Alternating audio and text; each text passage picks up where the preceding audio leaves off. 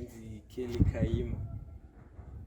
Tiri kunzwa kuti panapa pane chiitiko chakaitika chekuti pane makororo vakauya vakapwanya vakaba. Ungatitsanangurira muchidimbu kuti zvakafamba sei? Inini semudzirwa ndakaitwa dhedhe vangu ndovanga varimo. Hanzi vakasvika umu next room pane musikana airara imomo Mbavha. Ndovakasvika vakakira dhoo vakapinda imomo vakaburitsa banga vakamuti tipe mari nemafoni vakapiwa vakamurova.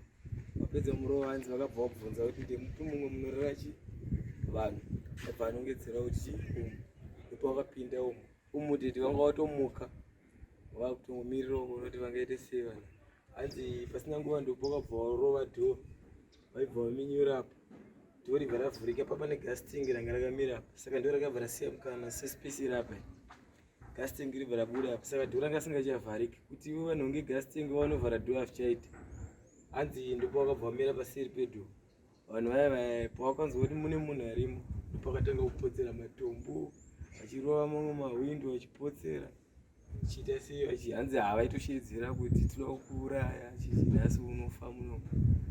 Zvinhu zvakatemwa matombo dhoo mumwe aitobata dombo rimwe dombo iri tombo yanga rino mukati vamwe aitorova nematombo so mumwe achivhenika nematochi vachida kuona kuti munhu ari papi vachipotsera matombo.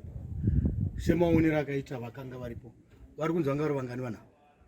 Ivo dhedhi vari kuti vanofanira kunge vanga vari 6 kana 5-6 kozi hanzi pavakazonzwa kuti kuzasi uku kune vanhu vanga vamuka ikoko vakona malaidzi hanzi vamwe vakatiza vakadai vamwe mumwe hwananga apa ivo ndipo vakabudawo vachidai hanzi vakusvika apa munhu yakabva avapotsera dombo vakusvika manzvinga vachimanya vachitiza. Waive musi wani ndirini? Tichiziya but inenge Monday aiyo Saturday Saturday manheru kozi Sunday kuseni ndipo takamuka tichi taiva nguva idzi 12 midnight.